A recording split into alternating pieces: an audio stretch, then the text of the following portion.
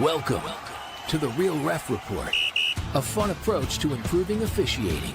You suck, ref! Keeping it real with real perspectives, educating the wrestling community, and building better relationships between officials, coaches, and wrestlers. Together, let's make reffing great again. Now, here's your host, Andy Eichley.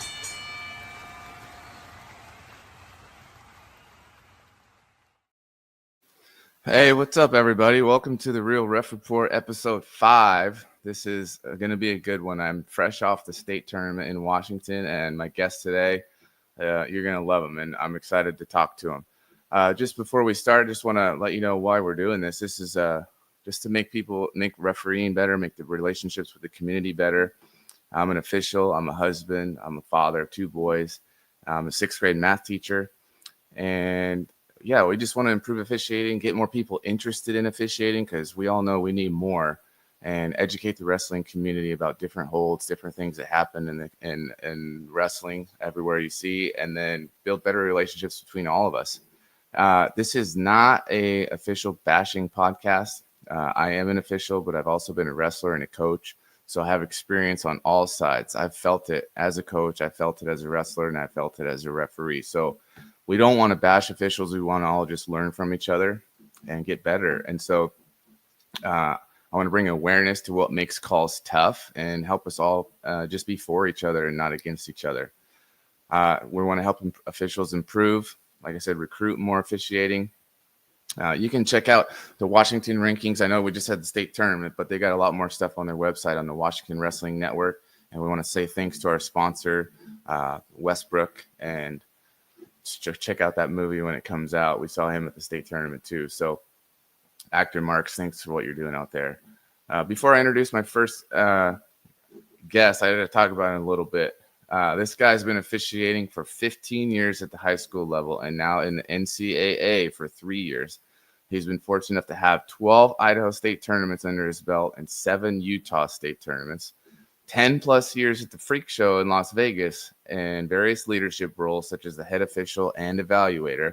5 plus years at Disney Duels, 2 times at the NHSCA Nationals, both individual and dual tournament. 3 years as the Utah North Chapter president. We'll have to ask him about this. He says 3rd generation of the Big Disc Boys. That's DISC. And 2-time Idaho state champion as a wrestler. So welcome to the show, Ben Ray from Las Vegas. How are you, buddy? I'm doing very well. Thank you. Thank you for having me. Love what you're doing. I'm excited to be a part of it. And just help officials continue to grow. Proud of you for doing this. Thank you. Yeah, it's been really fun and lots of good feedback. And so we're hoping that this one will be helpful to everybody. And first thing I just want to ask you is about, your role locally in it says you have all this stuff in Idaho and Utah, but now you live in Las Vegas.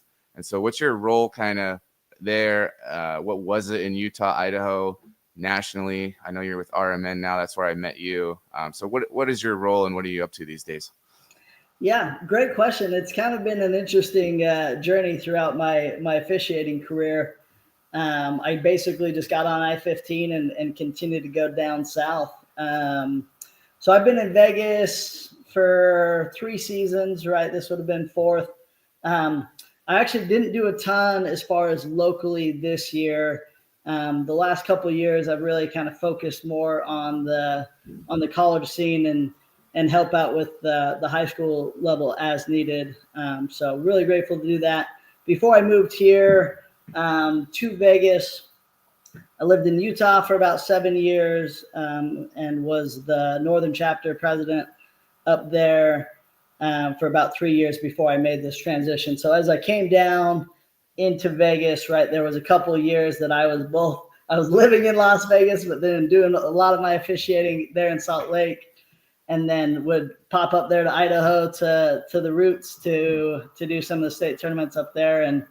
And yeah, just really fortunate to love it and to be able to travel and be involved in these different roles throughout that time. So really grateful for those opportunities and grateful for all the people I've met along the way.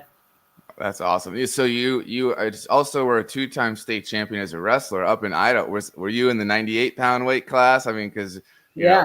I'm Fair sure. question. I'm short, but Ben is shorter than me. I know he loves when people say that. But what weight class were you? Yeah, it's funny you ask. A lot of people don't know this. So yeah, for you guys that don't know me, I'm like pushing 5'1". Like it's like if I grew my hair out, I might be 5'1". But I kind of had an interesting journey. It's actually what made me fall in love with wrestling and kind of ultimately what led me to the officiating world. So when I was a freshman, I was at 106, or it would have been 103 at the time. And then I actually gained a ton of weight my sophomore year. I got all the way up to almost 130 pounds. I was 128, I think was the heaviest. And again, they used to call me the cupcake, right? The cupcake. So my sophomore year, during the season, I wrestled at 112 and then gained a bunch of weight. And then that summer, right, my dad was my head coach going into my junior and senior year. And I remember the day because him and I are really close now. But I went to him and I said, "Hey, Dad, I want to wrestle 103." And he kind of laughed. And then he realized that I was being serious. And he said, "Oh, okay." So then we put together this weight loss program. And fortunately, we started a couple of months before the season, so I was able to do it. And so I technically wrestled 103. And then my freshman year, I went to the district tournament. And I bumped up to 119 because that was the only open spot. Wow. Didn't qualify as a freshman. Went to the state tournament as a sophomore at 112, and then lost all that weight, kind of trimmed down, gained a lot of confidence, kind of really learned about myself and who I was as a person, and really developed that love for wrestling my junior and senior year. And I was able to win state at 103 my junior and senior year. So That's awesome. Kind of a cool journey. Awesome. I want to ask you, since you've been in this referee role with RMN, and I mean, you're not so much with the high schools there, but as far as recruiting, I mean, we definitely need referees. So I'm sure at some point you've been involved in recruiting and training and retention. So do you have any philosophies or training rubrics, or just kind of how you did some of that stuff when you were working with the high school stuff? Yeah, good question. I've been working the RMN tournaments for a number of years. I'm not officially like with them as far as like any official capacity, but it was something that really helped me in my development, because being able to do these, out of season tournaments and be able to have as much mat time as was being created for me, a lot of my growth happened, through mentorship and then also that much mat time. And so as I was continuing to go through these tournaments, the leadership came up and said, "Hey, we're looking for good officials." And so I really kind of leaned into that recruiting process at that point, and mentorship, and was able to bring a bunch of people that I saw some potential in. And so, I'm really grateful for what RMN created for me, and what I've been able to do as far as create opportunities for other people to just bring them into a tournament series. I know there's tons and tons of different tournament series out there that's available. RMN just happened to be one that I was able to bring a lot of people that I was in Idaho and Utah with, and get them some mat time and have some time to really work on their skills and to develop their skills through that time that wasn't during the season. Yeah, one thing I've really noticed, and I appreciate you, that's where I met you, is the RMN tournament. And that's where I really started to learn the most. And so I feel like when we go to those, everybody is open to listening to some feedback. And, people, I remember one of the referees there, she's pretty awesome. Most people know who she is, Kim Hernandez. She gives me feedback when she comes up and she goes, "Hey, are you a Christian?" And I'm like, "Yeah, actually, how do you know?" And she goes, "Well, because when you do your neutral signal, your hands are flat up in the air like you're praising Jesus." And I was like, "Oh," like stuff like that. You don't really know that you do. And then I fixed it, and I'm like, "Okay, I look way cooler now when I do it." Yeah. But like a lot of that stuff, I don't feel like, I think in our local associations, I mean, they're doing a great job training and doing that. But I never really heard any of that stuff. And so is the culture different with our men, or is it just you guys in Idaho or Utah, or where have you noticed kind of that the mechanics part of it becoming something that people think about? Yeah, really good question. The process that I went through and kind of what I have continued to bring the mentees, if you will, through that process, right, was it kind of started in Idaho. I was fortunate to have some of the local guys there that had watched me grow up wrestling, and so they took me under their wing a little bit. And then as I moved down to Utah, they had started to bring in outside evaluators, people that weren't local. And as they brought those people in, right, that's where a lot of the focus was like, hey, here's something that you can work on just right away. Your example that you shared is a great example where it's like just a small adjustment, but it changes the way that you look better, you look more respectable, you look more presentable. And really what it does is it validates the calls that you're making on the mat. And so as I transitioned into Utah, it became a big focus for me. And kind of the mentality that I took was using the hand signals, in the back of the book to tell the story, what's happening on the mat, and being able to tell that story super clear where everybody understands. And that really allowed me to not rush the process as far as showing my points or showing my signals. And it really kind of started to affect everything, because if you slow down your mechanics and you focus on your mechanics looking good, right, it really kind of forces you to just move slower, but in a good way, where you're not rushing things, and it allows for your thought process to go all the way through, so you can make better calls in those big heated moments. Yeah, that's one thing I learned, was when I was a little bit newer, I would blow my whistle too soon out of bounds, or just be quick on the whistle.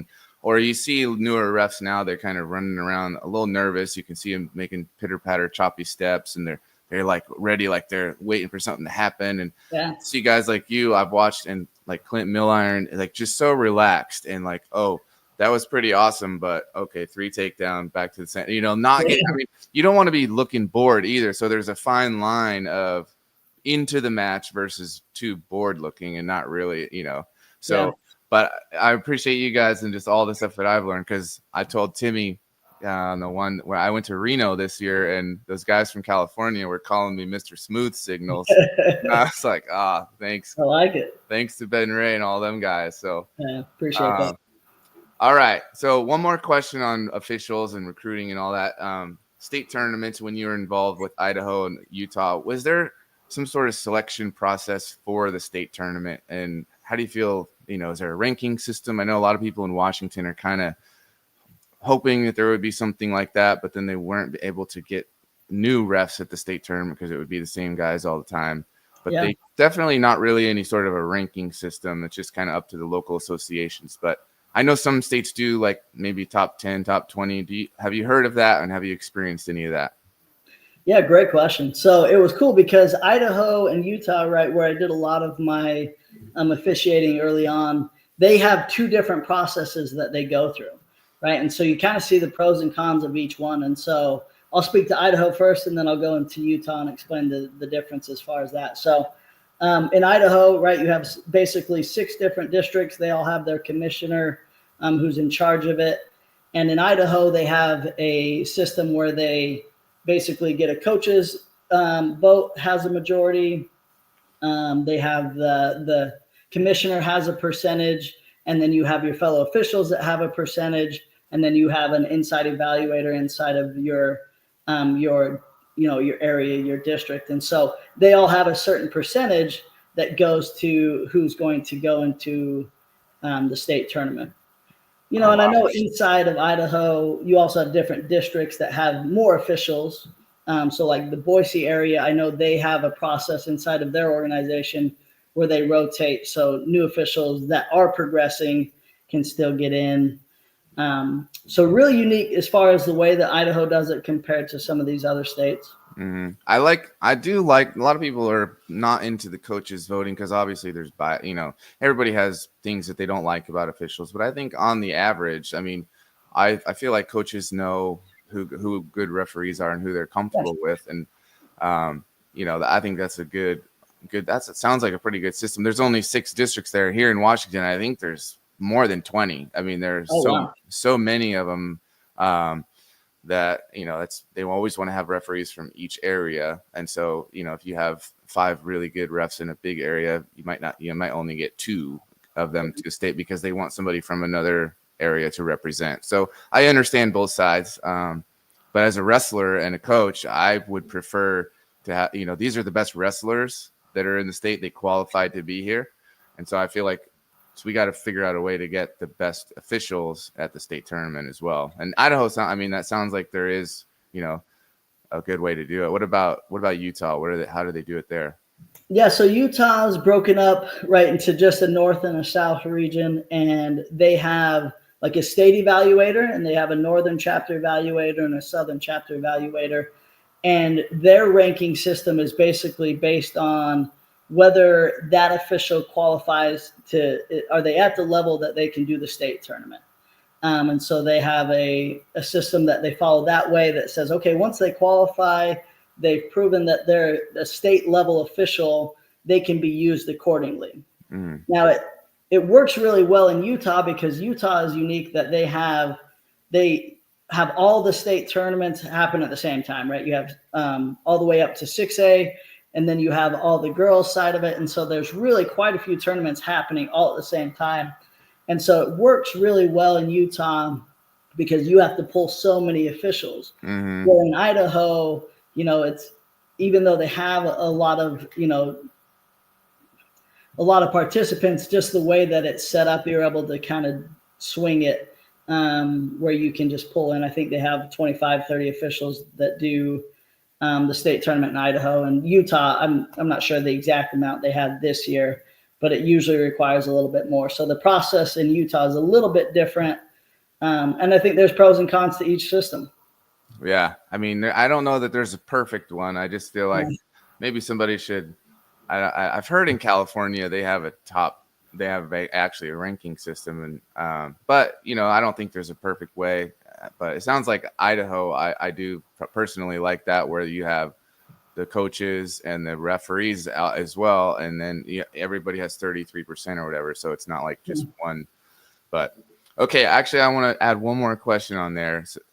Just for you, so you do help RMN choose officials for like Freak Show and choose officials for like the Rocky Mountain Nationals or not, or is that something that you're not involved in? I wouldn't say that I'm involved. I think in the past, as they've also implemented a new process that kind of takes what they were doing in the past out, and they're doing some good things as far as how they go through that process. So I'm not involved with that selection process as much as I was in the past. So if as an you have been an evaluator and you've seen, you evaluated me. So when you are looking for, let's say you were selecting for a state tournament or you're selecting for RMN, what kind of things are you looking for in an official, and what kind of things are kind of a turnoff? Yeah, really, really good question. I think it's easy. For me, it starts with mechanics and it starts with presentation. The mechanics, it's something that's required for everybody, right? So everybody has the same book that has the same mechanics.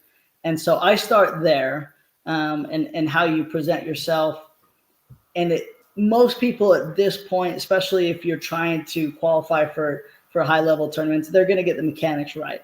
Yeah. So then the next thing that I go to is like your flow of the match. Are they in the right position that allows the wrestlers to be able to use the space accordingly? Are they communicating well? Like, for example, if they're working toward the edge, a good official is going to communicate in a way that is going to motivate the wrestlers to stay in bounds.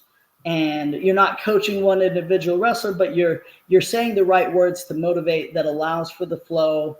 And ultimately, that's what everybody wants. That's what the wrestlers want, what the coaches want, what the fans want. So that's the next thing I look at is how are they controlling the mat? How are they controlling the flow? And we try as hard as we can to get every single call right, but we're not going to. And so the next thing I look at is in these moments where they do have to have a conversation with the coach, or they have a big call and they're not quite sure what's their demeanor like, how do they handle those situations, and is that coming away as a positive thing, right? Because we all know not everybody's going to be happy, but that doesn't mean you have to lose control of the situation, have to lose validity as far as you as an official out on the mat. Yeah, so I've talked a little bit about demeanor and talking actually about some reffing angry. It feels, as a coach and as a wrestler, you hear the way that you speak to the wrestlers. And, I watch a lot of college and you can hear those guys because they're on a mic. And, it just sounds to me like they care about the wrestlers and they care about the success and they care about not penalizing if they don't have to. And, it's just a different demeanor. And so I actually have a video today that we're going to look at later of a call that I changed at state the other day. So we'll take a look at that. But before we get to that, I'm going to play this first segment video, and then we'll get to some questions about it. Perfect. You're listening to The Real Ref Report. It's time now for On the Mat. On the Mat. Okay, so like I said, I already in Washington here, and it's at the time down.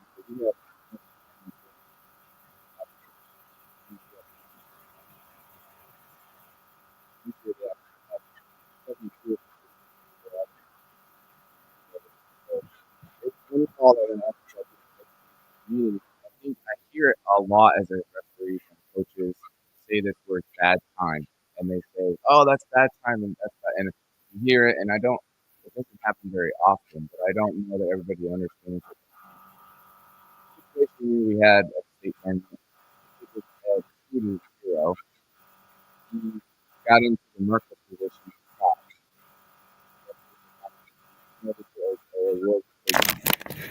When he should have. And so then the kid on bottom, instead of being down 5-0, he's down 2-0. He ends up getting a reversal and 4 back points. And so he's up maybe an escape or takedown and 4. He gets a takedown and 4 back points. So he's up 7-2 according to the scoreboard.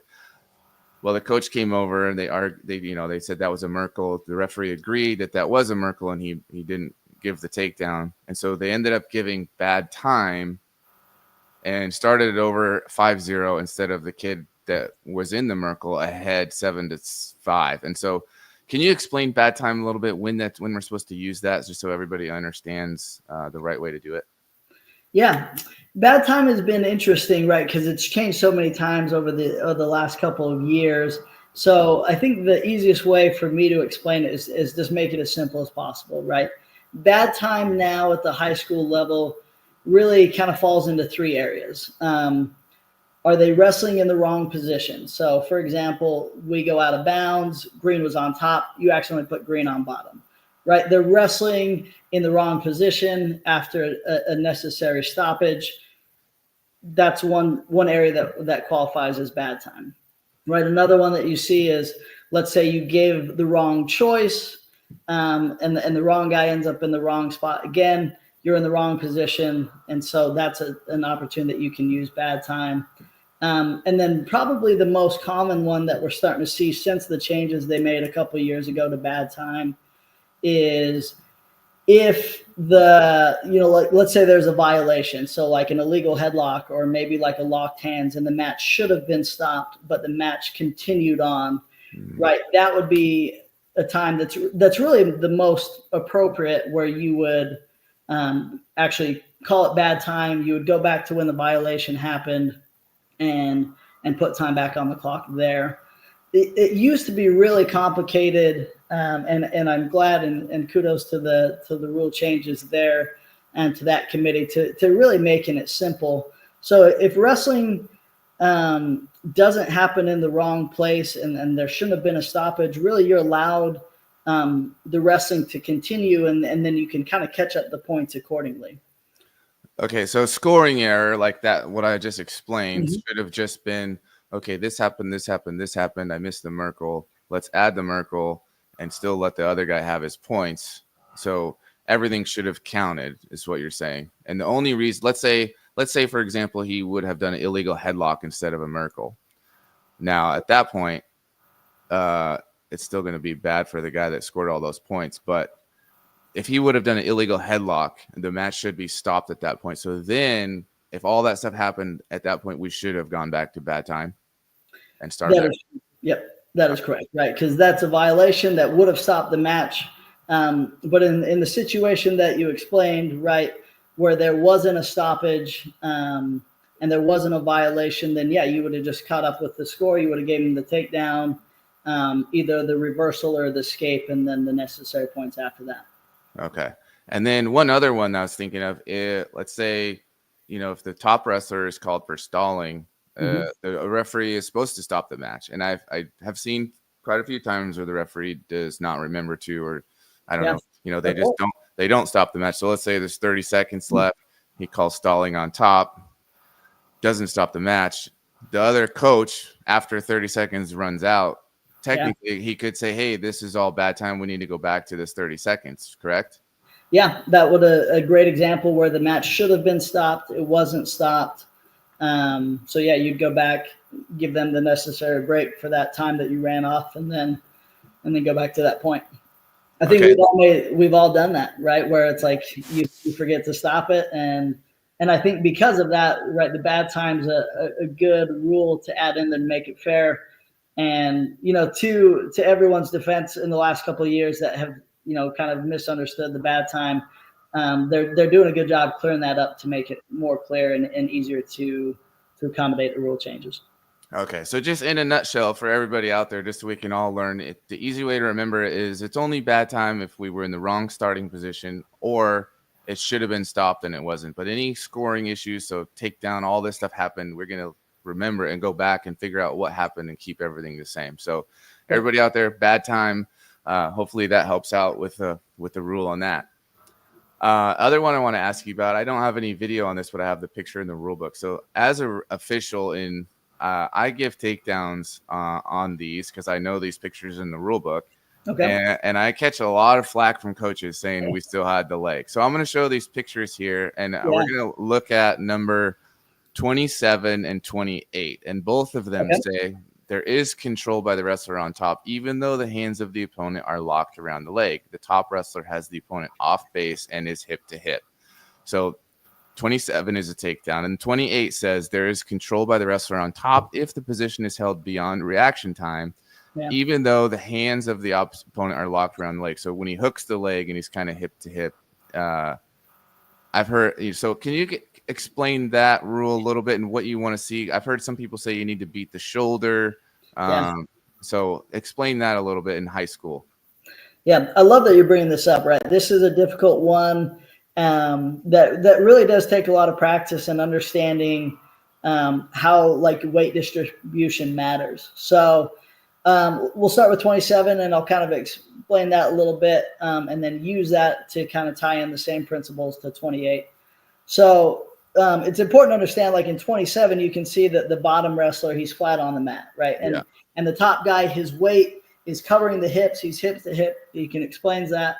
And then and do your best to imagine, right? Because it's not a perfect picture, but you can see the shoulder, right? And you can see that the guy, yes, he's locked up, but there's that shoulder, we call it, like you said, beating the shoulder, where the wrestling action is taking it down into, whether it be, I call it the knee pit, right? Where he's down there and the shoulders beat, and he's no longer being able to really manipulate the movement and control that top guy. Mm-hmm. And so as soon as he beats that shoulder, the guy's down flat on the mat, and I've controlled that hip area. That's when I'm going to call that when he's flat. Okay. Now, as we transition into 28, right, this one's tough. And the coaches that coach this, I think, do a good job giving their kids an advantage. So what we're looking for in this particular case where he's not flat on his belly, right, the most important thing is he hooked that back leg.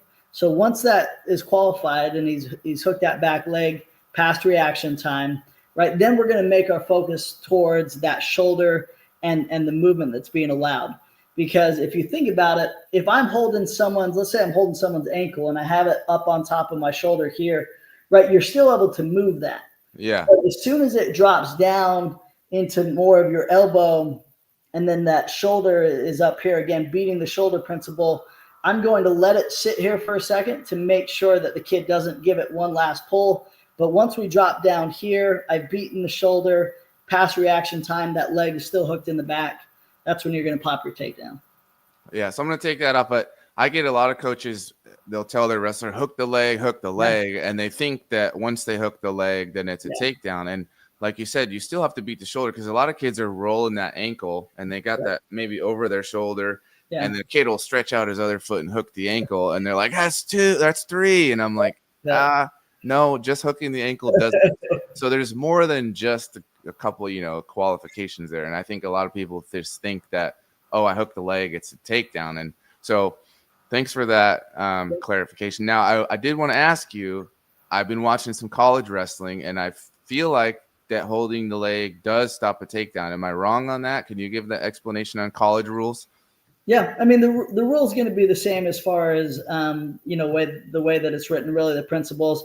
I think what we find at that level is the kids they know when they can use that as an advantage and when they're not, right? So again, going back to that process, I've hooked that back leg. I'm going to give it a little bit more time in college just because the defender at this point, he knows exactly what you're looking for, right? Mm-hmm. So he's going to wait. He's going to try to get his leg free, and then he's going to make that adjustment up on the the upper half. But from a rule standpoint, right, it's going to be the same call. I think you see it, maybe I'd say delayed a little bit more at the college level just because we know that the guy that's defending it, we want to really make sure that the offensive guy has beaten that shoulder pass reaction time. Okay. So same rule, just kind of they maybe are a little bit better at calling it, or the bottom guy is better at keeping it over his shoulder too, because wrestlers that are at that level are a little smarter. Yeah, I mean, they defend very, very well. I think that's one of my favorite things as I've made this transition into college is just how intelligent the wrestlers are. They know the rules just as well as we do, so they're going to be able to use those rules to their advantage. And so they know they have the reaction time there, and they know that they're going to when they've lost that advantage and when they're still holding on to it. And we see the scrambles at that level, right, are so fun to watch, and they're exciting. And a lot of that has to do with the officials allowing that to burn and allowing that reaction time to set in. Yeah. So one last question on this part, going back to calls that are missed, like the bad time and stuff, video review. I'm a big, we use it in RMN. And I remember one of my first experiences with you is I had a second official who disagreed with my call. And so we went to video review, and it ended up working out great. It took, instead of having a protest that takes 10 minutes, you have somebody that's a referee, like a head ref, comes over and looks at the video, and it takes less than 5 minutes, maybe even if it's a quick call. Are you a fan of maybe them starting to do that in high school wrestling, especially maybe at state tournaments? Because in college, the referees kind of, they have the little bit of freedom to, if they do mess up a call, it's not going to be a killer because they can either throw a break or the referee can decide themselves, hey, I need to go look at that. And I would love to be able to do that sometimes, just be like, well, that was pretty close, I need to go look at that. And so, because I want to get the call right. And, we had a couple of heartbreakers at the state tournament. And, if we can go to video review, I feel like the technology is there. They're already using track wrestling. What are your thoughts on that in the high school level? Yeah, I love it. I think what video review has done for me as an official is it allows me to take all the pride of I got the call right, I'm 100% right. It takes all of that natural defense that we have as humans, it takes that away, right? Because it allows you to kind of separate yourself from the moment, the heat of the moment, the emotions in the moment, and you can go and you can look at it and say, okay, does this meet the criteria that is, clearly in the rule book? And I think it's a huge, huge help to us as officials. It's a huge help to the wrestlers. I would love to see it incorporated in the high school level. And I believe that it's coming. I really do. I think it's one of those things that the review process gotten simpler and simpler as the years go by, where it's like, yeah, you could really just kind of hook it up to the camera and have it just naturally recording, where before I felt like it was quite a process, and there might have been a little bit worried to incorporate it because of how difficult that was. But I think as we continue to simplify that, it would be a huge advantage for the entire wrestling community if we could have that at all levels. I mean, little kids might be a little bit difficult, but obviously if you had it at your high school tournaments. Yeah, I think especially the ones that mean something, you know, like if you're trying to qualify for state or at the state tournament. I mean, your local tournaments, you know, not everybody's going to have the technology, but really, like I said, the one I've only had to use it once at RMN on my mat, and it just was so much, you know, easier, and it just felt good for everybody to get the call right and not say, like you said, well, that's the call I made, so it must be right, you know. But I appreciate your insight on that. All right, we're gonna go to the next segment here, and it's called "Come On, Man." Come on, man. Come on, man. Oh, come on, man. Now, here's Come On, Man. Man, segment.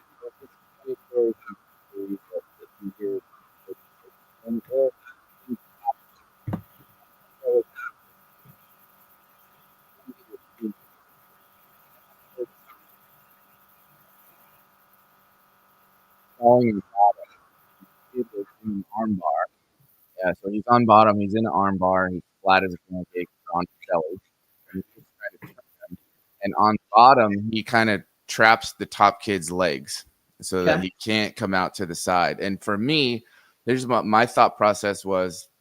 Once he's kind of about to get turned, he can defend how he wants. Let's, for example, like if you're in a cradle, if you're locked up in a cradle, you know, he can post his arm, he can do whatever he can to not get turned. And so I was just thinking, well, he's about to get turned in an arm bar.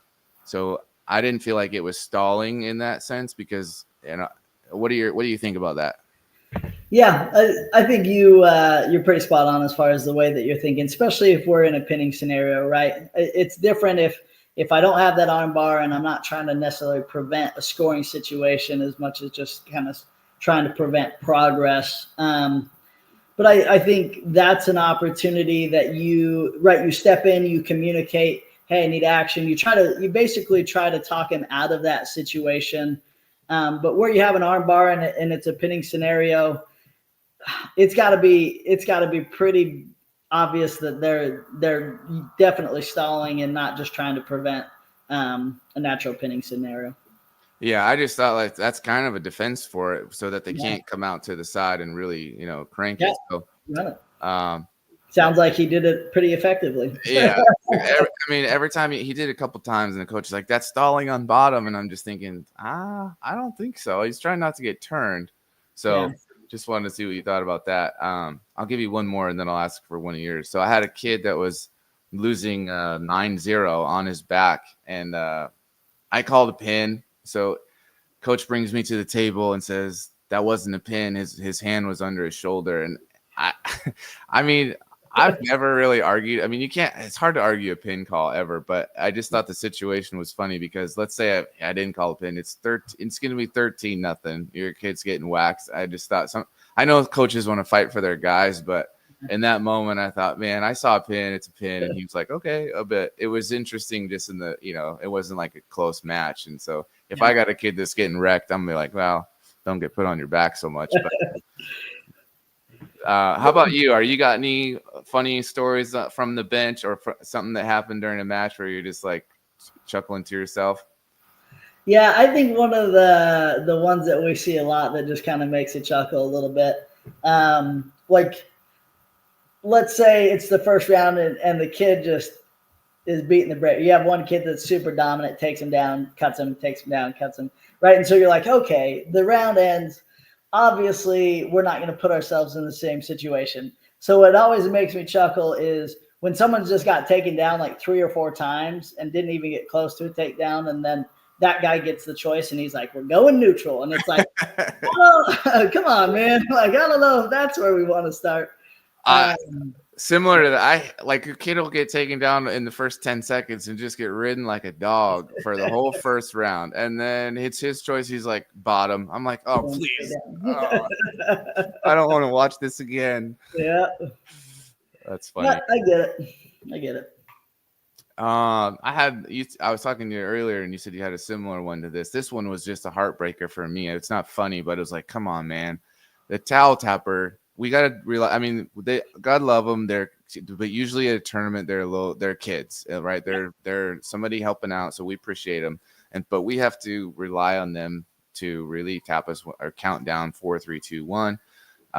So I had a situation at actually Freak Show where a kid was down. At this point, it was 3 near fall. So he was down by 4 and had the kid on his back with, 15, 20 seconds left or whatever, and was close to a pin, but it wasn't a pin yet.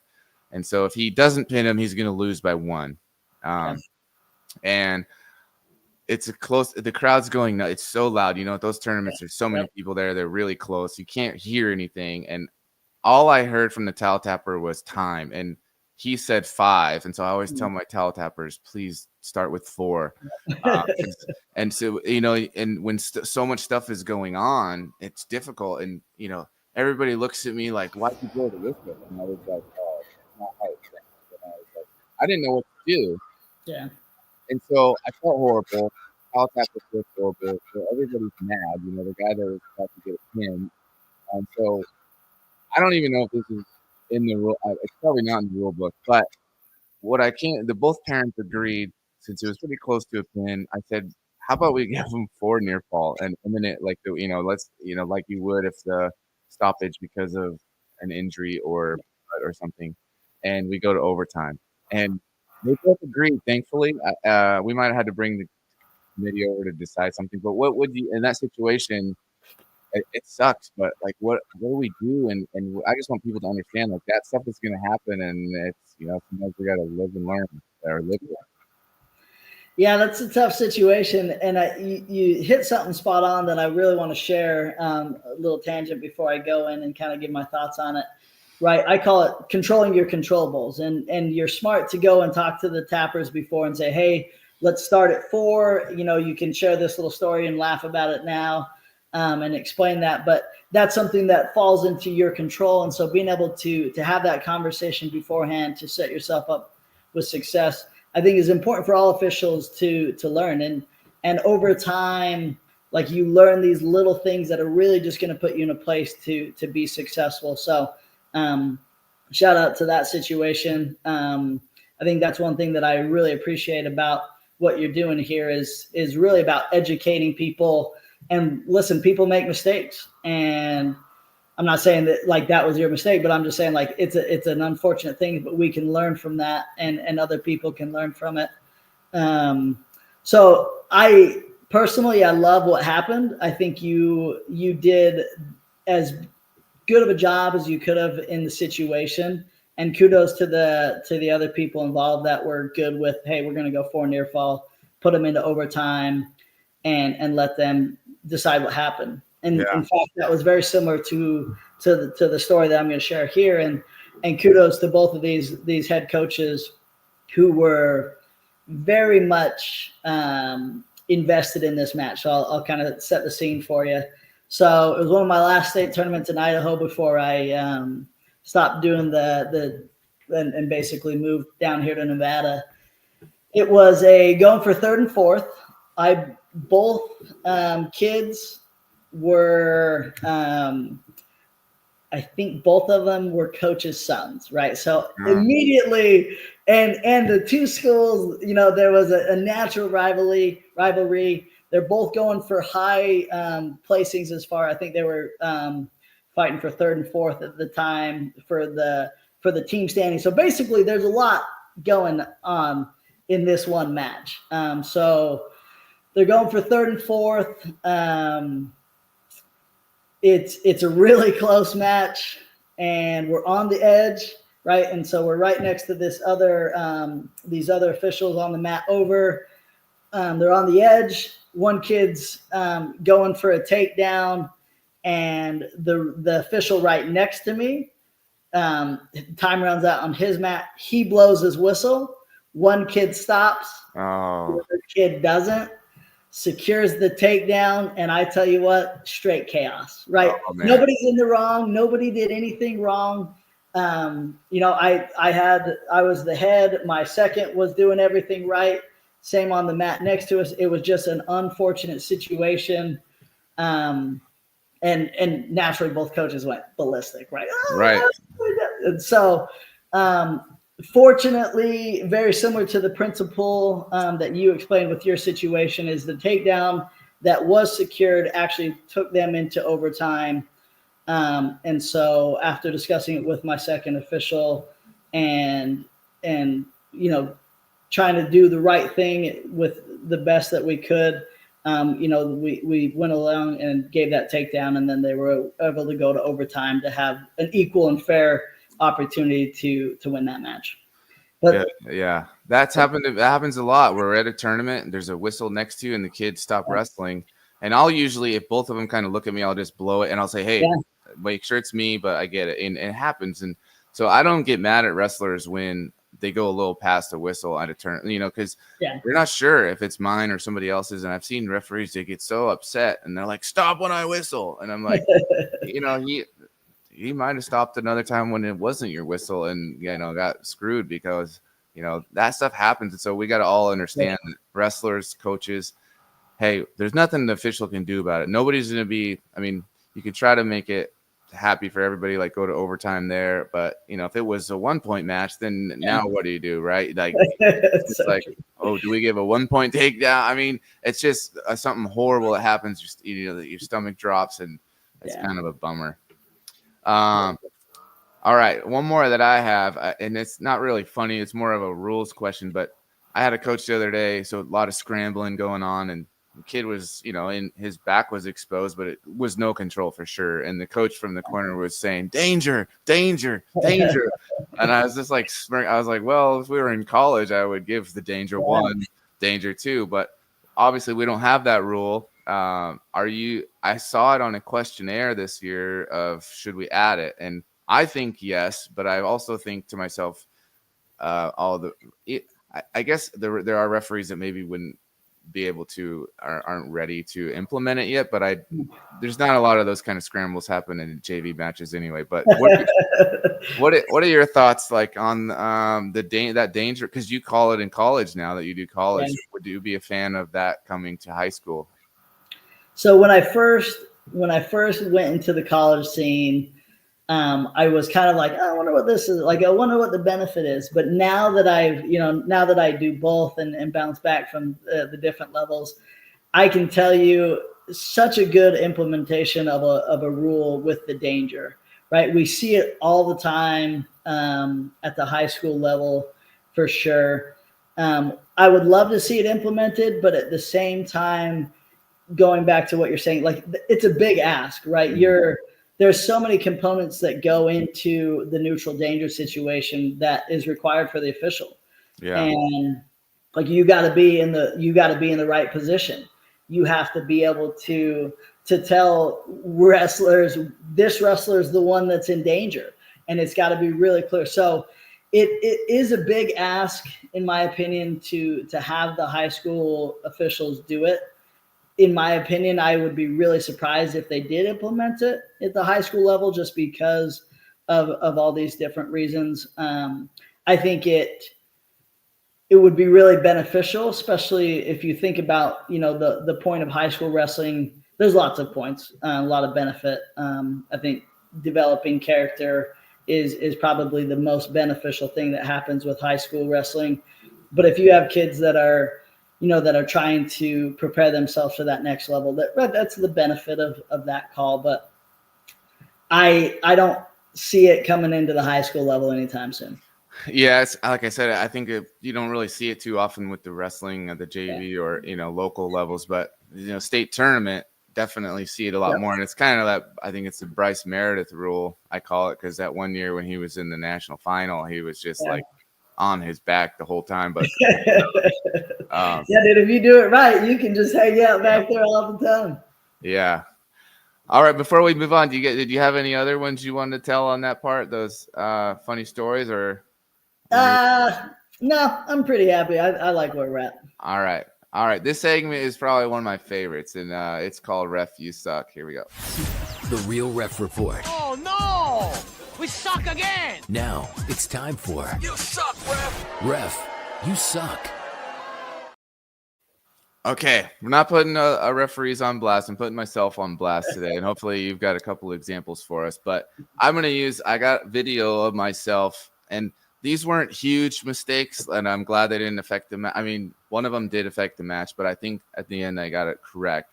But I'm still mad at myself for not getting it right the first time.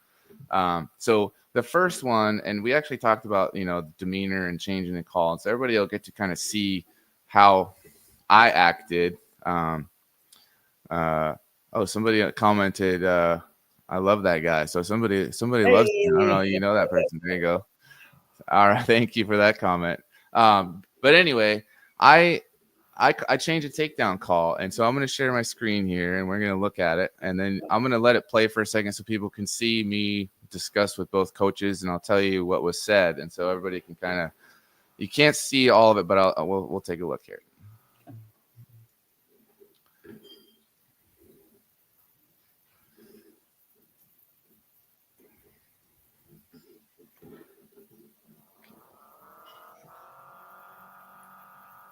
Oh, it's not working for me. Yep. Well, okay. Let me see if I can get it to work. But while I'm trying to get it to work here, so the situation was there was overtime, and there's a takedown on the edge, and I definitely called a takedown too early, and it was. The coach came over and he asked a great question. He said, so the kid got a takedown, and he dragged his feet, and he kind of had him in a near side cradle position, but he's super extended like Superman. And he has the head, but he's laid out completely out of bounds and he's kind of maybe touching the far leg, but he's on his belly, not on top of the kid at all. And it looked cool in the moment. And I said 3 takedown, and the coach came over and, he says, did he have control of the hips when you gave that takedown? And I had to answer, and I said no. And so I explained it's like he was kind of sprawled out like Superman a little bit. I mean, it was cool. He drug his feet, and I got kind of caught up in just watching the toes and not making sure there was complete control. So I changed the call. I said no takedown. And, of course, the other coach didn't like it. But I think it was the right thing to do. I explained it to him, and he didn't argue too much, so maybe he felt the same way. Yeah. Sorry, my computer's not able to access it. I apologize to everybody out there. But just to get the situation, I changed the call in overtime, which was not fun to do. But I felt like the coach asked me a great question. And I've talked about this on my other episodes where I've actually told people to ask this question. Referee, did you see control beyond reaction time after seeing all that? And so sometimes the referee thinks about it, and I'll say, no, actually, you know what? No, I didn't. So what are your thoughts on, changing a call, and would you change a call? How often does it happen? And how do I feel like coaches appreciate it. They want, if they come to the table and they think they're right, a lot of referees will just shut them down and say, nope, that's it, we're done. And so what are your thoughts on that? I mean, sorry I can't show the video, but it's all good. I think you explained it pretty well. I like where I'm at with my philosophy as far as like overturning calls. And you have to do, as an official, you have to do your due diligence up to that point, right? So you have a criteria that when a takedown is, right? I think the coach did a good job with that question, as you mentioned. Like, he's got to have control. It's got to be past reaction time. And what people don't understand is, like, on those edge calls, you have to look at all 3 of those things that fast, right? And so it's very natural. You're looking at the toes, and you're like, oh, he kept his toes in. Boom, that's a takedown. And you're excited because it's cool to watch. Yeah. And you look up, and he's like, oh, he doesn't even have that other leg. He doesn't have this and this. And so I think it's we see it all the time, and it's easy to get caught up into that. And so I think it's important for the officials watching, right, is continue to develop your criteria that you can explain it. Because if you can explain it to the coaches, you can explain it to your other officials, you're going to be able to be consistent out there on the mat. As far as like overturning the call itself, a lot of people don't understand that it's okay to say that, like, hey, I messed up. And again, the video review process in college allows a lot of this pride to be taken out. But for these younger officials that are moving up in this process, understanding that you're going to make mistakes, and it actually builds more rapport with coaches when you're able to own up to your mistakes, right? Because if you're the guy that never admits that he's wrong, and you're wrong, like that hurts. That hurts the sport. It hurts your relationship with that coach, right? Versus if you do make a mistake and you're willing to say, hey, like your situation, coach, I was so focused on the toe drag that I didn't look at the upper half of the body, and he wasn't controlling pass reaction time. And you're able to explain that. Coaches are going to respect that. They're not going to like it. Like, they're not going to be like, you're the best. You know what I mean? Yeah. Like, you can't expect that. But what it does is it validates you in your decision making, and they trust you more moving forward because they know when and if the roles are reversed, they're going to be able to have that conversation with you, and they're going to trust your judgment more. Yeah, it was, like I said, it wasn't fun to have to do it, but I think in the end I did get the call right. I'm still a little mad at myself for messing up in the first place, but yeah, he dragged his toes. I was like, oh, that was sick. 3 and he came over I just think, the way he did it, it wasn't like that wasn't a takedown. He just said, hey, do you think that he had control of the hips out of it? And I said, you know what? He did not. He was kind of sprawled out like Superman. Kind of had the head and the leg, but definitely was not. It wouldn't have been a takedown inbounds yet. And so, like I said, so that's another one. Another one I did get caught up as well, looking at the feet. And so I'll show you. Hopefully this video works. If it doesn't, I apologize to everybody. But I had this video. It was kind of a Merkel position, and let me see if it'll share for me. Just present your screen.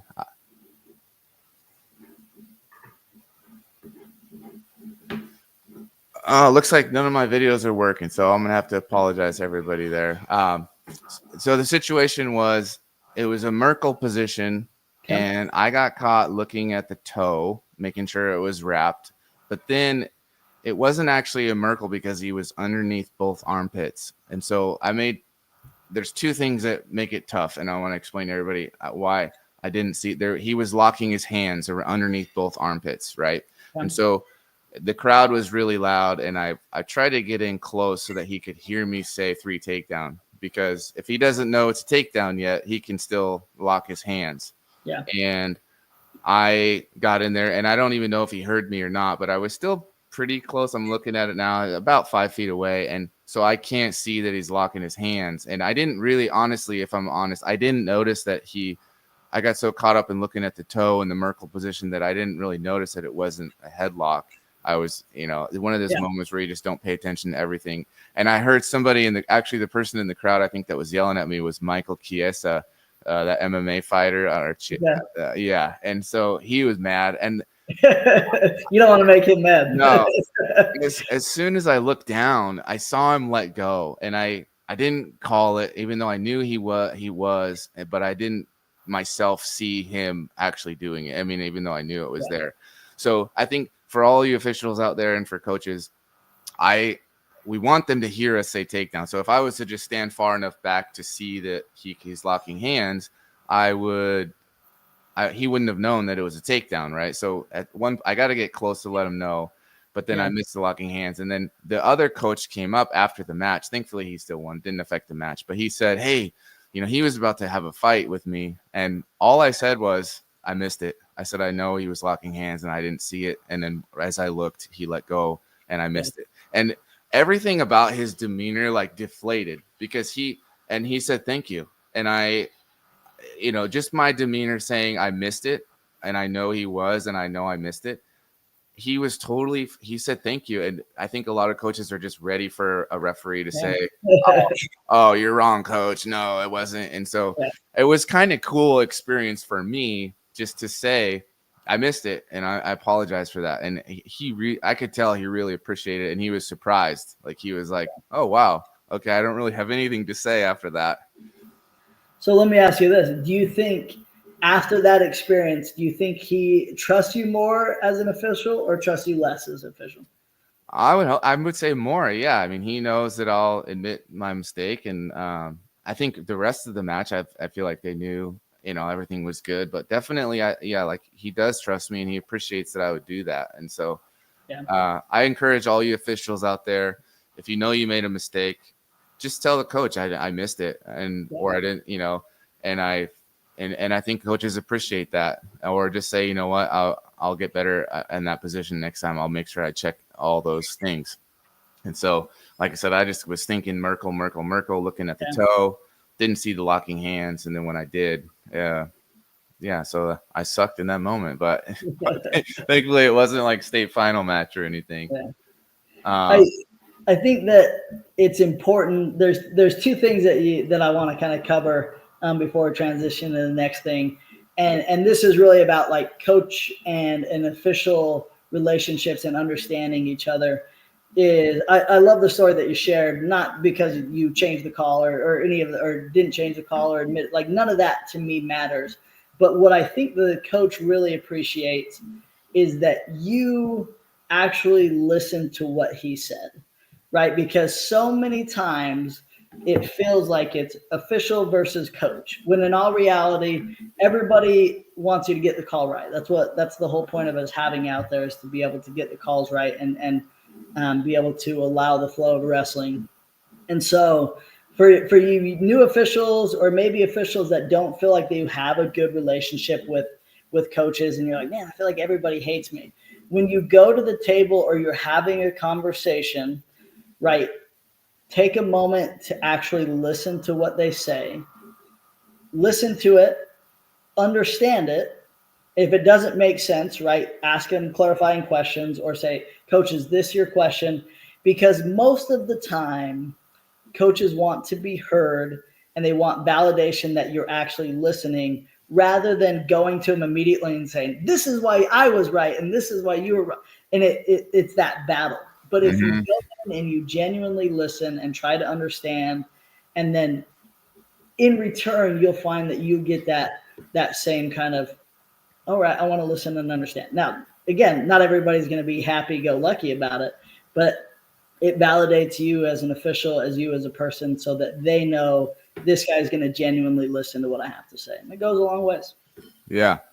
I had actually, it's funny you say that they trust you. You say they trust you. I had at the district tournament, I had given a takedown, and the coaches did not say a word during the match. And he came up probably on my next break. I was sitting in between mats, and he came up and asked me, hey, in that situation, why did you give a takedown? And so I explained, I said, it was kind of that same, he hooked his leg, but he hadn't actually beat the shoulder yet, but the kid was able to get a half Nelson and start to turn him. And he was starting to worry about near fall. And so at that point, I told him, I was like, normally it's not a takedown, but because he threw the half in there and he started to turn him, and the kid was worried about, getting off his back, I said, that's why I called it. And he trusted me, and he said, okay, thanks. But it was just nice to have him come and ask me, 20 minutes later, and not come to the table and, have a big session about it. So you're right in the fact that if you're a referee out there, I think, like you said, coaches want to have you listen. I heard a coach say that in the state finals the other night. He just wanted the referee to listen, and she would not. And, just kind of that's the call I made. Yeah. Too bad. So sad.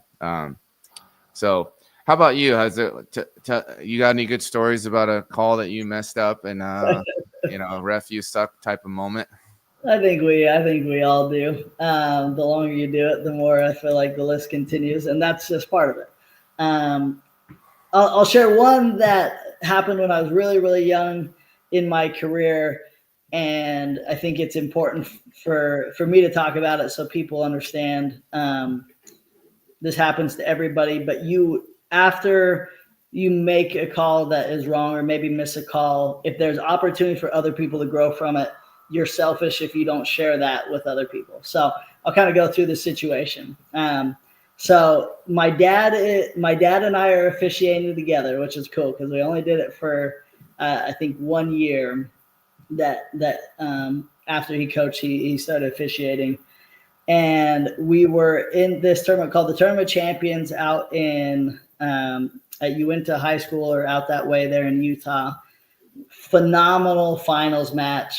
It's like recorded, and at this time you didn't see that very often, where like wrestling was streaming on TV at your local channels and stuff like that. And so we have an undefeated kid from Wyoming. We have the stud from a local guy there, Uinta High School, and phenomenal match. It's the little guys, right? So you have me and my dad, which are combined, we're both 5'2", if you do the average of us, right? So just all little guys out there. And we're in overtime. And this was before like all the videos and like the pictures really kind of explain the cutback. So kid does a cutback into this takedown. I'm the second, and I look at it, I'm like, that's the coolest thing I've ever seen in my life. I'm like, that was so cool. And so we give him the takedown, match is over, and the coach from Wyoming is losing his mind. And I'm like looking at him, and I'm really young. I think I'm like in my early 20s, and I'm looking at my dad like, good luck. And so he gets an earful. And looking back now, right, playing it, like it was definitely a cutback. And, I had read it in the illegal moves, but really didn't fully grasp what it meant.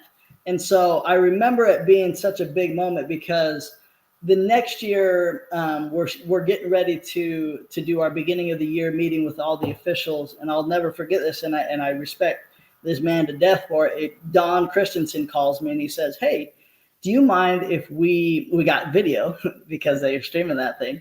They're like, do you mind if we use this video as an opportunity to teach the rest of Utah, like what a cutback looks like? And I remember that I'm like, all right, here we go. And I was taught well by my dad as far as like sharing knowledge. And I was like, absolutely, let's do it. And so we were able to have really good video and really able to educate these, the rest of the officials, be like, hey, this is what a legal cutback looks like. So now you can identify it, and since then over the years, right, we've gotten more and more video of like what a cutback is and why it's illegal and the safety parameters that come with it. But that was one early in my career that I'm just like, dang. That actually happened at our state tournament this couple of days ago. There was an illegal cutback, and they're tough to get. The referee, they happen so fast, and just like, and so you second guess yourself. Did I just see what I think I just saw? Yeah. And because if people, just to educate everybody, there is a picture in the rule book of a legal cutback, and you have to use your arm, and your foot has to stay planted. So you can have the whizzer, but you have to reach back behind the knee with your arm and keep your leg planted on the ground. And so you can't leave your feet and kick the legs out. And so that happened like at our state tournament, and the coach was livid as well. And they didn't end up fixing the call, but either way, it's just so everybody knows out there, some of those happen so fast. It's kind of like a chin whip where like he can grab the chin, but then a kid will just toss him to his back, and he probably twisted it, but it's like, oh, did I see it? Did I not? And you don't want to take him, ruin the situation. So those are tough calls to make. And so I think hopefully coaches can have some grace on those that happen in a split second.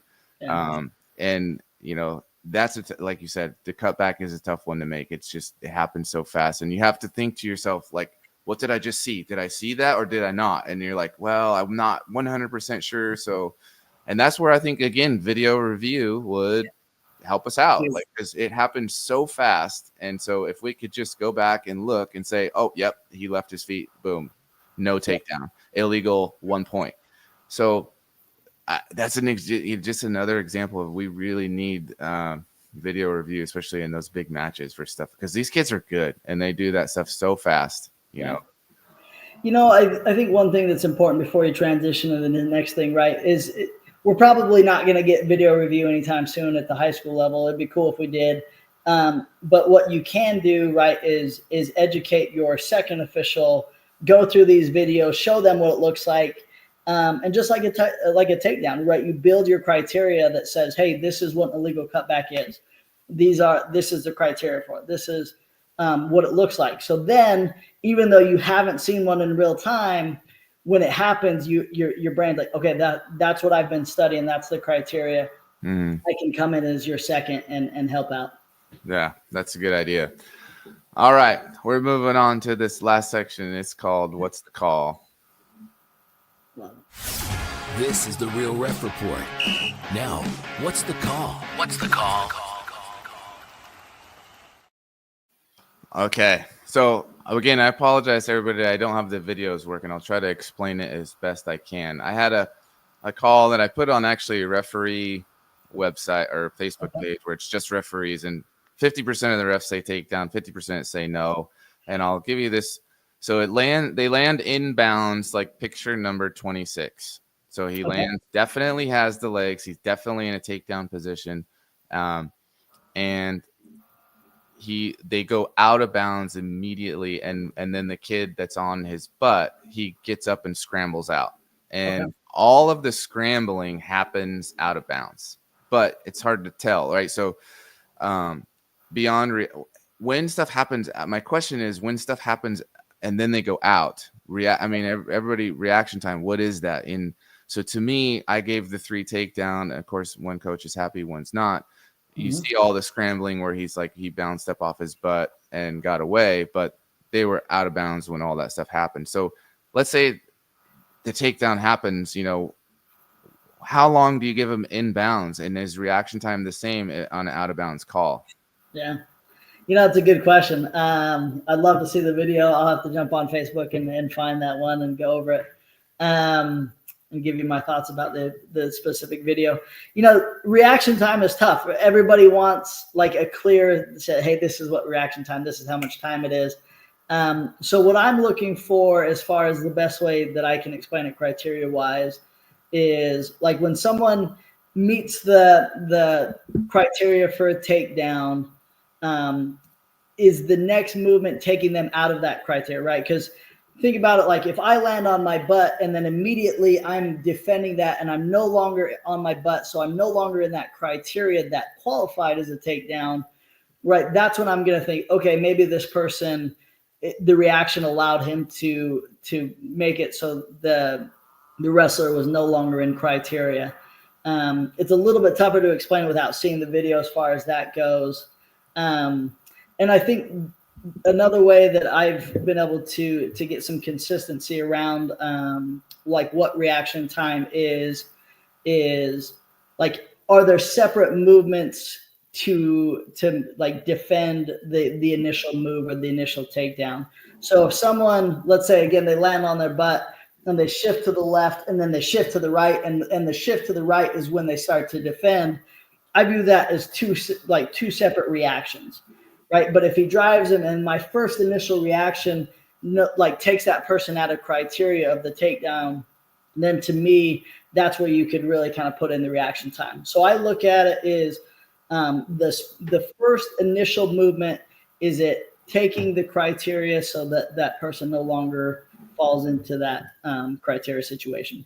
Does that make sense? Yeah, it's a tough call. And speaking of reaction time, it's what is it? But I want to ask you about these 2 pictures in the rule book. So this picture right here, it says obtained beyond reaction time. So we know his hand has to be on the mat, right? So this in the rule book, it says beyond reaction time. But then we have this other takedown right here where it says this is a takedown, but it doesn't give the reaction time to, on the description. So can you explain, do all takedowns take reaction time? Or let's say this situation, he's got his head between the legs. This is picture 23 in the rulebook, page 67. And he pops his head out with 1 second left. Would you say takedown, or would you say, well, we need to wait for reaction time? Good question. So I'm going to answer it, I guess, 2 different thought processes. One, right, there's going to be reaction time with all takedowns.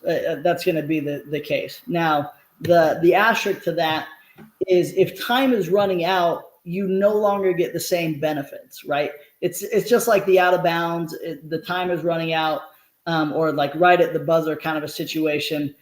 You're asking for reaction time after the match or after the period ends or the whistle blows. And so you're kind of forced to make those decisions without the reaction time. Okay. And so like at the end of the round or the period or whatever it is, whether it be the end of the match, like you have to in that moment make that decision. And they don't really get the same benefits of reaction time because there's no more time left. Does that make sense? Yeah. So let's say I got these still photographs. I can't do the video, but these still photographs I'll show. So this takedown I called. So you can see, to me, if you're looking at a picture of me, look at my still photos, I'm always perfect. But you can see his toes are in. And Yep. So right there, that's the picture in the real book. That's the takedown, right? Yeah, like I could see where like the takedown was given in that particular moment with that still shot. So then the rest of this, you can see his toes now are out of bounds, and the kid starts to get up, and so he does get up, but. So let me ask you this, and again, this is kind of tough just off of still videos and still screenshots. Was that like what you're seeing now? Was that his first initial reaction? He stayed on his butt a little longer. It's not like he bounced, but he did end up whizzing there and scissoring his legs and getting out. But like I said, everything right there is already out of bounds. Okay. So this was in. Then they kind of slide out even farther, and then all that stuff happens. So it was tough. I mean, you're not gonna get, one coach is always gonna be mad, but I just, some of those calls where, a lot of times, so I've heard some referees say, well, I'm gonna reward offensive wrestling or stuff like that, and I don't think that's a very good excuse. But sometimes I think sometimes if it's iffy, is that something that you ever think about? Oh, if it's real close, probably gonna reward the offense. Yeah, I get the principle that they're trying to apply, and I've started to. I think you see that more as you continue up the different levels. As I continued up in college, I see that a lot where they're actively trying to award the aggressor because at that level it is so difficult to get points. Right, you have some of the best athletes in the world competing to get one single point at a time, and so. Knowing that it's difficult, I can see the principle. It says, hey, I want to reward the aggressor. I want to reward the guy that's putting in the work. Maybe that took the risk, right? You see a lot in stalling, which I appreciate at the college level, where if one person is the aggressor, right, it's almost expected that the officials are throwing up the stall calls to reward that because – 1 point, when you're at the highest level is very difficult to get, and it makes a difference. Yeah. Speaking of stalling, I wanted to ask you a little bit about that because it's usually when we call stalling, one of the coaches not happy. It never fails, right? So it's like I called one stall. I really only had a few that were, coaches didn't like, but one that I called that I thought I was like spot on that the coach was mad about. They were in the center of the circle, very center of the mat, right? And where the referee's starting lines are. And the kid stood up to his feet. A kid that was in control, I thought he initiated the run towards the edge. And then once they got to the edge, the kid kind of tried to do a switch. And then he had to kind of follow him, and they went out of bounds. Yeah. And so I ended up calling him for stalling because I got caught in he just ran him. He pushed him from the center to the edge, and the coach was like, we were just following him, and at the very end he was because he tried to do a switch. And so what are you the hardest thing for me is because the rule book says pushing out of bounds is also stalling, backing out of bounds is stalling. So when you have a guy that pushes, let's say they're on their feet and one guy backs out, one guy pushes, how do you decide like which guy do I ding here? It's tough being a ref, man. It's tough out there. No, I get it. So in this particular situation, right, I really had to break it down as simple as possible, and look at it like moment by moment. So as far as the out of bounds stalling, right? The easiest way to look at it and say, what action took us out? Was it the actual push that took us out, or was it the guy that maybe had his butt to the circle that actually took that step out? And so being able to, I guess, start with that criteria and say, who was the one push? What caused the out of bounds? Was it a step backwards or was it a push forwards? And then the next level of that, right, goes back to what you're saying is like, who's the one that took us all the way to the edge? And so the way that you explained it, like I like the call based on what you're saying, because if one wrestler ran him all the way to the edge of the mat, right, and then you can't really decide, was it the switch that took us out, or was it the push that took us out, or was it the backing out that took us out? Right. Then I think it would be fair to hit that guy with the pushing. It's a little tough to say that without seeing the actual video itself. But I start, what was the initial action what was the final action that took us out of bounds? And then if you're not sure there, right, you either call it out of bounds, or if you feel like one guy took us all the way to the edge and then force that out of bounds, I like the pushing stall in that particular case. Yeah. So let's say a different situation like us talking about, when they are both on their feet, right? So you can tell kind of if a kid kind of slowly backs out, you call stalling. But when the aggressor kind of feels like, oh, he's going to call him for stalling if he backs out. And then they just start like pushing really hard. And then they end up going out of bounds. And one coach is like, he's backing out. And the other coach is, he's pushing us. Like, that's it. I mean, we all know what I'm talking about. We know exactly what we're talking about. So, I mean, what is your thought process in that situation? Yeah. So this is where kind of like the principle as far as like who's doing the who's the aggressor, who's taking the risk. And it's tough when someone's just pushing and shoving and the other person's backing, like, because no one's really doing a lot there. But if there is a scenario where you're like, okay, someone is the aggressor, someone's, forcing the action, that would be a time that you could probably jump in and say, okay, I want to award this guy. But truthfully, if one guy's just like pushing, the other guy's just backing, we're going to go out of bounds. Like, okay, I'll say this at the high school level. We're going to go out of bounds. I'm going to bring both kids in. I'm going to like, guys, this is your responsibility. This is your responsibility. Both of you guys have to stay in bounds, because as soon as we go back to it, someone's going to get hit. And then you've got to decide, all right, which one was that guy? In college, you're expected to make either an action signal or a stall call. So you don't really have that flexibility that you do at the high school level when you run into those situations. But how I've found at the high school level to avoid those particular situations, as soon as we start to like go to the edge, I know both guys are doing their part to go out of bounds, I'm going to say both guys work in bounds. So then I'm basically communicating to the wrestlers, and I'm also covering my butt to the coaches that, hey, this is both guys. Like, this isn't just one guy. And I found that allows me to talk them out of going out of bounds. And then if they do go out of bounds, right, you've already kind of covered your butt that way. So again, that works at the high school level. You don't really have that same leniency as far as the college level, because different expectations with the stalling. Yeah, I mean, college, I don't know that guys get overpowered quite that much, But you really don't run into that this very often. In the high school level, you can just really get somebody that's like, oh, he's going to call him for stalling, for backing out, and all he's doing is pushing. So I hate it when that happens. I'm like, I usually, like I said, I'll call nothing.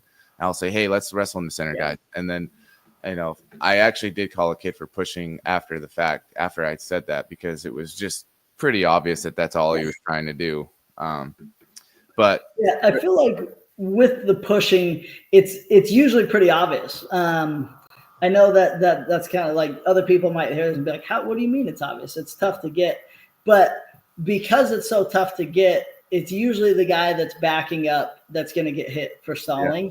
And because of that, it makes it so much easier to hit the guy that is pushing, because it's so obvious. Usually his arms are straight, and it's that final little push, or you see this sometimes where I'll have an underhook, right? And I elevate so the defensive guy or the guy with his butt to the edge is on his tippy toes, so he really can't defend. And then I drive him out of bounds, right? That's a time that you see that pushing called. But Yeah, I agree with you that the pushing is usually a pretty obvious call because you're like, dude, you pushed him all the way out of bounds. yeah.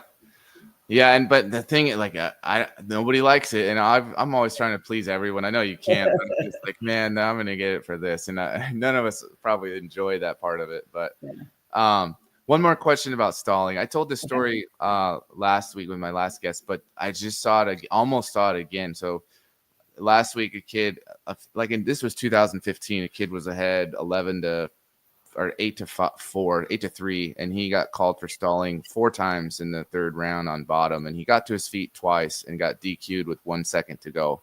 But I say that just to lead into this story. I saw this one with my own eyes the other day. A kid was ahead 11-6, and he was on bottom in the third round, and he was stalling. So it was about 1:30 to go. And I looked at the clock, and he got hit for stalling, which was totally warranted. But then the ref called him for stalling 10 seconds later. So that's his second one. It's a point. It's now 11-7.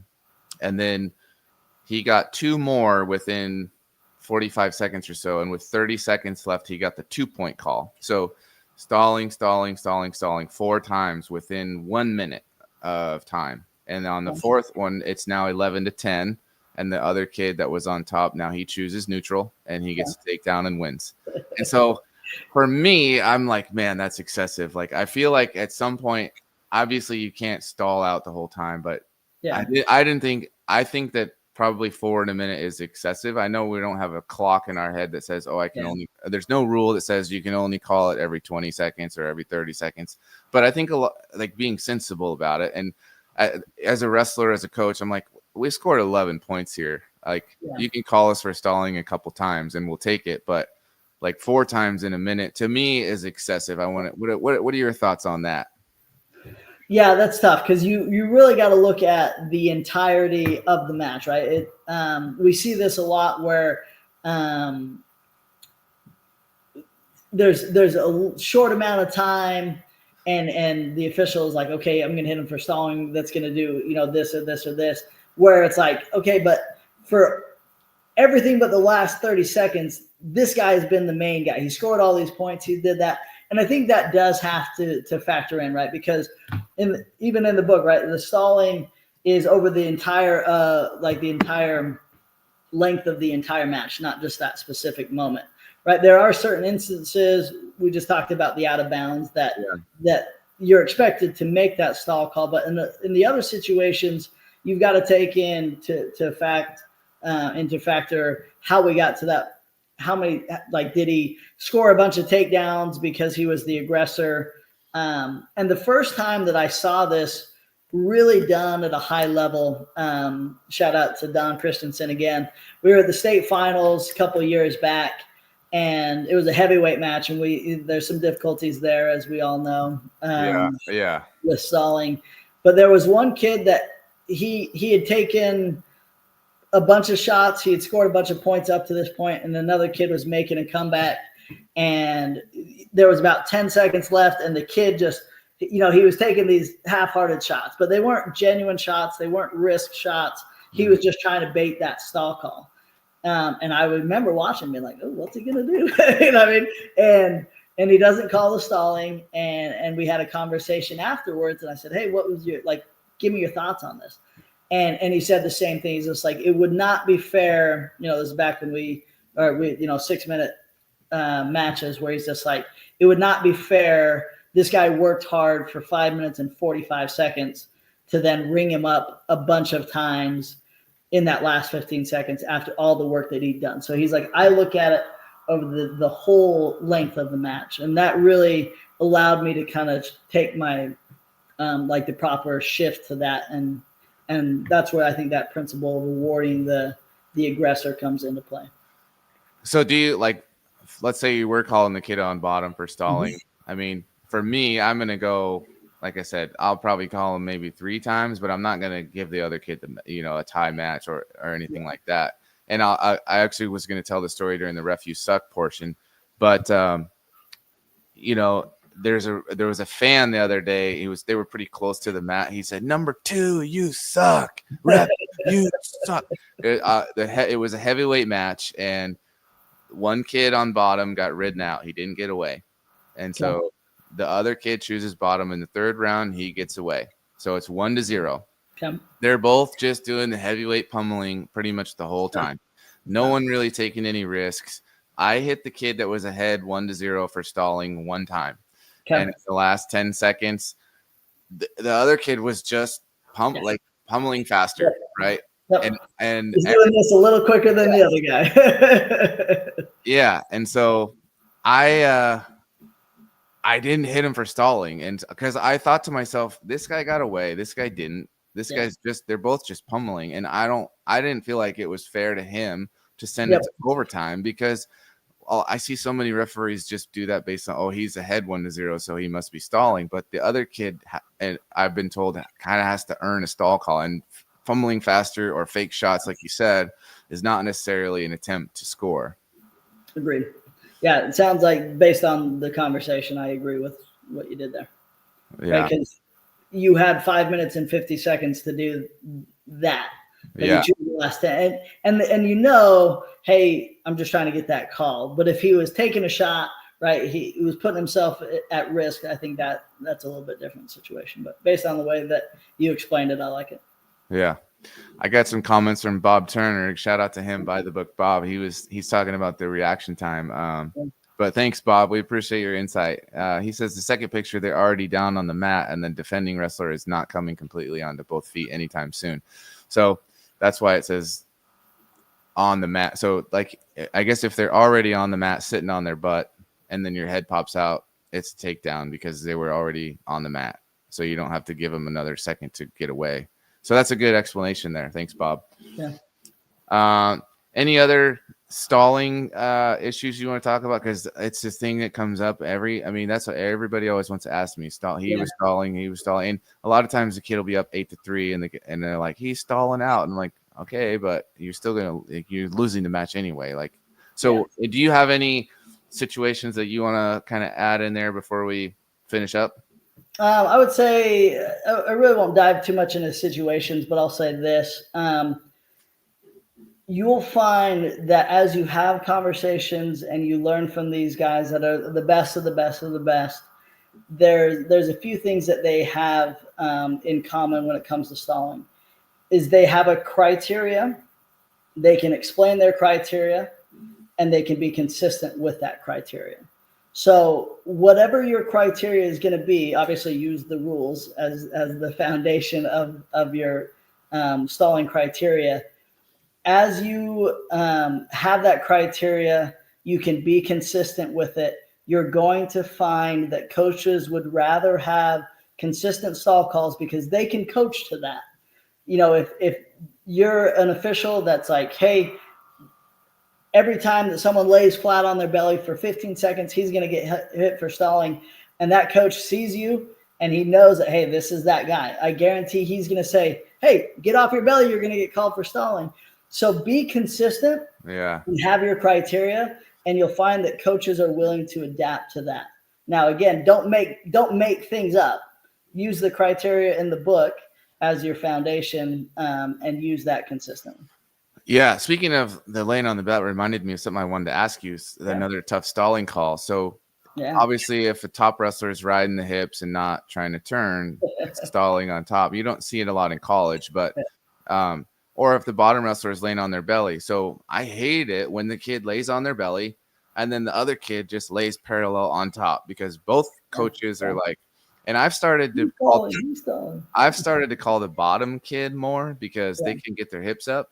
And I feel like in Washington, a lot of our wrestlers have not done well in college because our referees will bail out the bottom wrestler and call the top guy for stalling. What do you if you're doing high school, what are your thoughts? Do you think about the whole match and how it's gone in that situation? Or is it just like, well, top wrestler is laying parallel, so top stalling, or bottom wrestler is not trying to get up, so bottom stalling. So do you think about the whole match before you call it, or do you just call it one way or the other?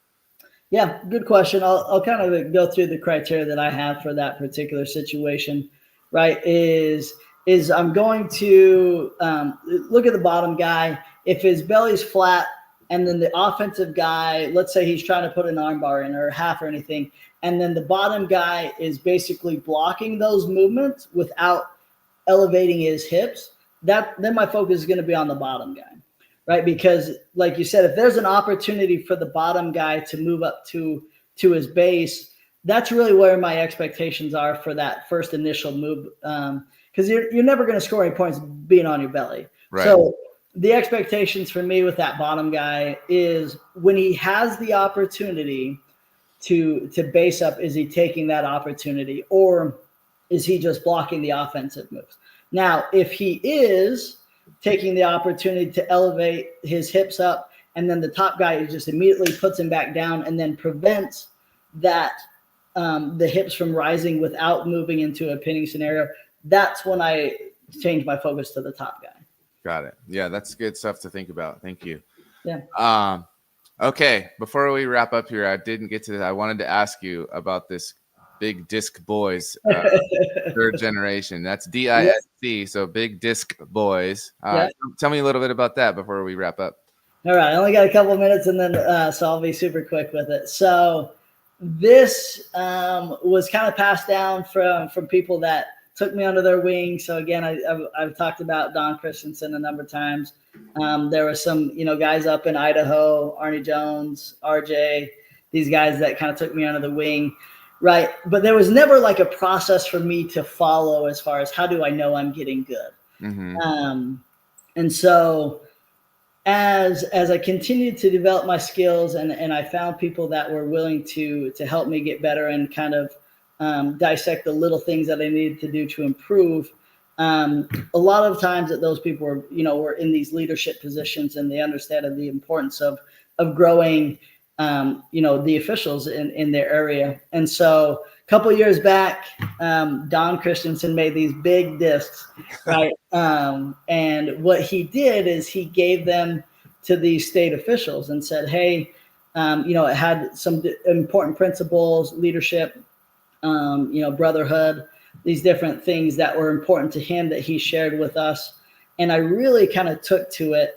And so I was mentoring this guy, Zach Phelps, who's now the commissioner there in the 5th District there in Idaho. Part of the bald guy crew, I might add. Another bald guy, man. It's a good look. Uh-huh. And so he had kind of started his journey. And I remember he came to me and he said, hey, I'm really trying to get to this next level to qualify for the state tournament. What can you do? Or he's like, what can I do? And I had known him from high school as far as like he competed on a different team, but we weren't super close at the time. But our friendship was beginning to solidify a little bit. And I said, do you want like real things, or like, are you just asking this to ask? He's like, no, he's like, I want you to give me like feedback, like break down everything. So we were going into a district tournament. So after the district tournament, I had a page and a half, and I said, here we go. Like, these are the things that you need to work on. And I remember that, like, looking at that and saying, okay, he has two choices right now. He can either look at this and be like, man, this Ben guy, he's a real jerk. Or two, I have an opportunity to learn and to get better. And he chose to do the latter.